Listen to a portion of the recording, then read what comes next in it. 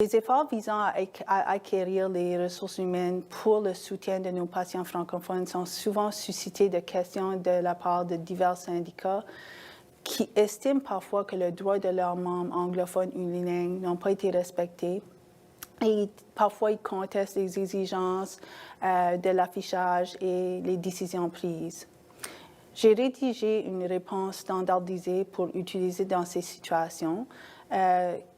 On commence en soulignant les préoccupations et on donne des liens pour facilement avoir accès aux lois de justice, par exemple la Charte canadienne des droits et des libertés est inclus. D'autres liens comprennent la loi sur les langues officielles du Nouveau-Brunswick et la loi reconnaissant l'égalité des deux communautés linguistiques officielles au Nouveau-Brunswick. De plus, je souligne des détails autour du centre cardiaque qu'on offre de l'emploi aux employés unilingues anglophones. Cependant, nous avons l'obligation de servir nos patients dans les deux langues officielles 24 heures par jour. Ce afin d'assurer la sécurité de nos patients.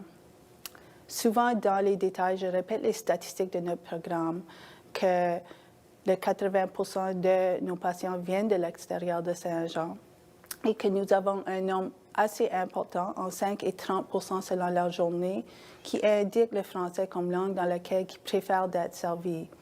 Certains membres de la famille ont besoin des services en français et nous devons aussi assurer de répondre à ce besoin pour eux aussi.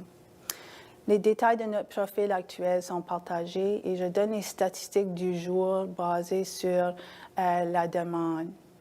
Les enjeux et les défis sont énumérés et en conclusion, on démontre une pénurie de personnel avec des compétences linguistiques françaises pour répondre aux besoins du programme provincial.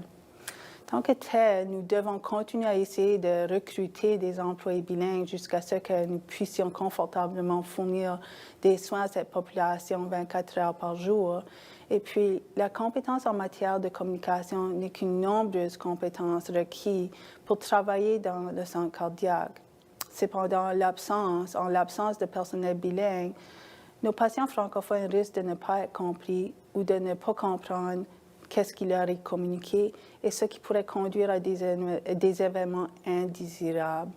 Cette information semble satisfaire les syndicats et je trouve que lorsqu'on est capable de faire le lien entre sécurité des patients et la loi, ça fait en sorte que les parties plaignantes comprennent la logique.